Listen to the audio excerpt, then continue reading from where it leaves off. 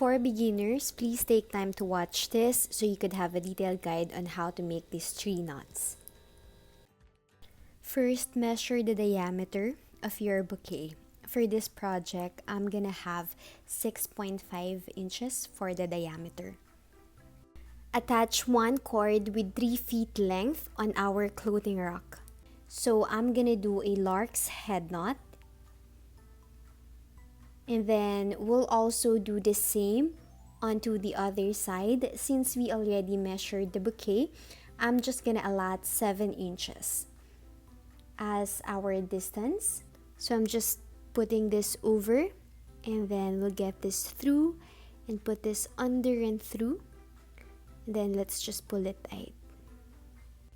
Next, cut 16 cords with 3 feet length each and attach it to the string by making a lark's head knot.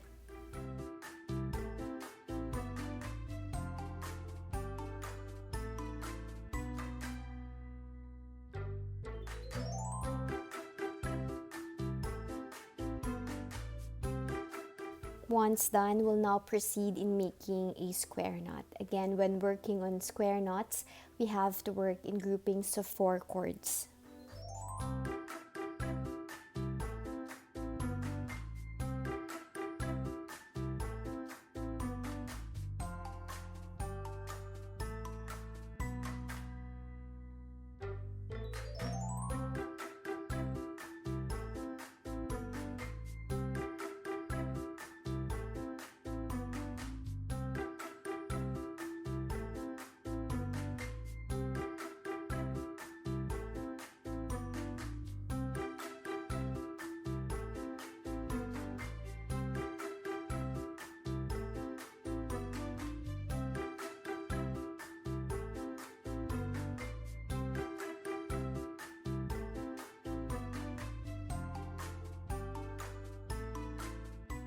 Now down to our next row, we just have to work in between.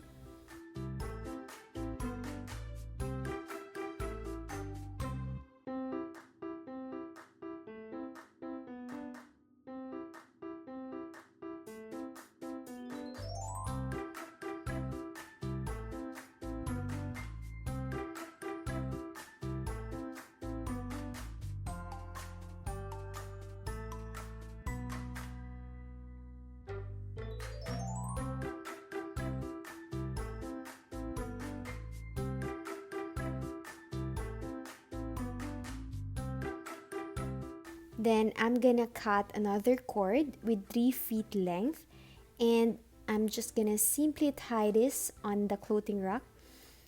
I will use this as my lead cord because we're gonna do a double half hitch.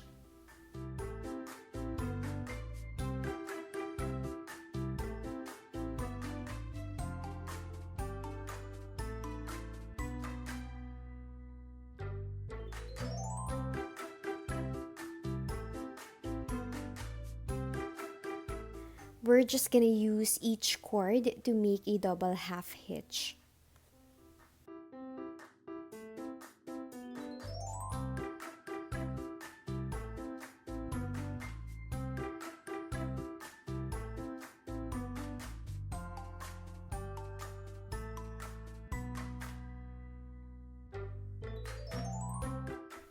Instead of making a straight line, we're gonna do this wave or curve pattern.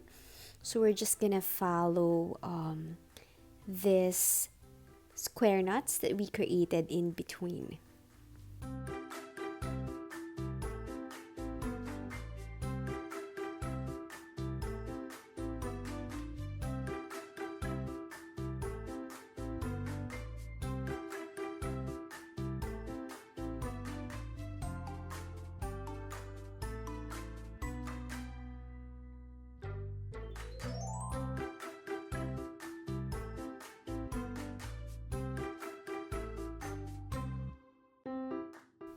Once done, we're now work in groupings of 8. So we have 8 cords here. And then I'm gonna group this with another 8 cords, and this one another 8 cords.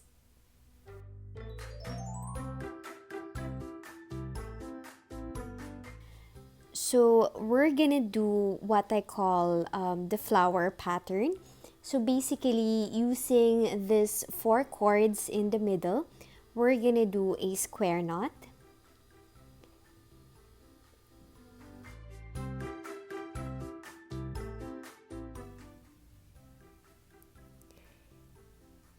And then we'll do the same thing on the lower side. I'm gonna start first on the right side. So I'm gonna do another square knot. So same thing onto the other side.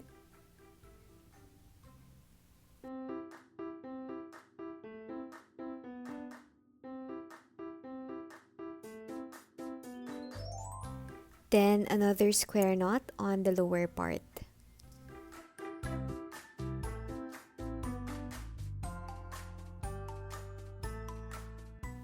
So we'll just repeat this pattern on the next 8 cords.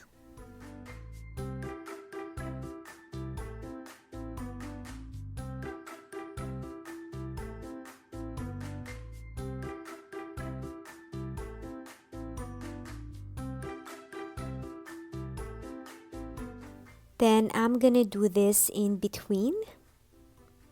Okay. So I'm just gonna allot a little bit space. And then I'm gonna continue below on the right and then now on the left side.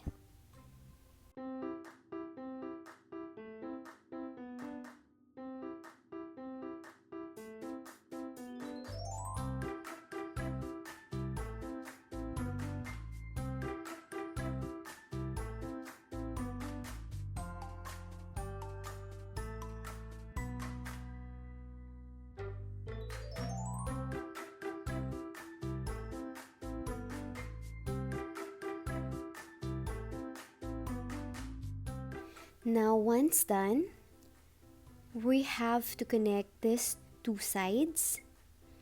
Okay, so we have left and right side. Okay, so let me just connect the two.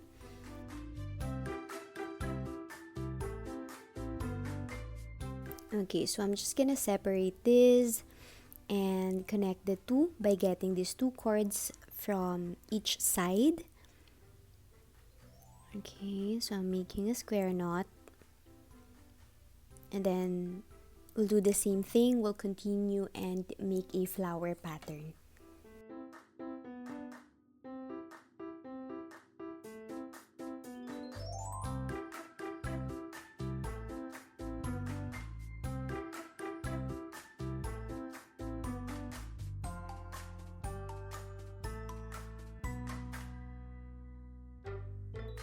So for the design below, I'm just gonna do a barrel knot. So flip this over and wrap this around 3 times. Okay, and then pull it tight. Okay, so there you have it. So let me repeat again. Flip this over, wrap it around 3 times, and then pull it tight. We're gonna repeat this on each cord.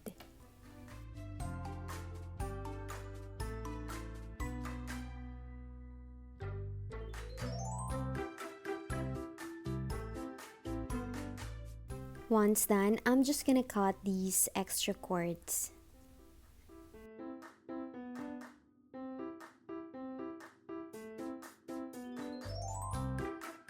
Then slowly put this on the bouquet.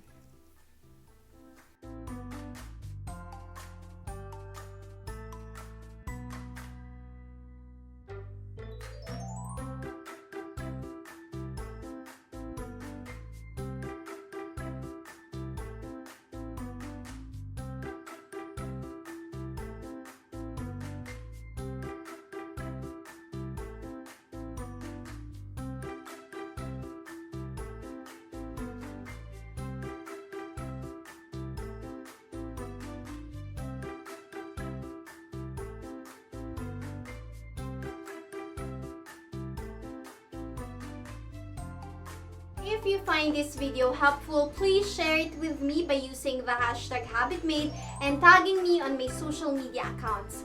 Please don't forget to subscribe and see you on my next video.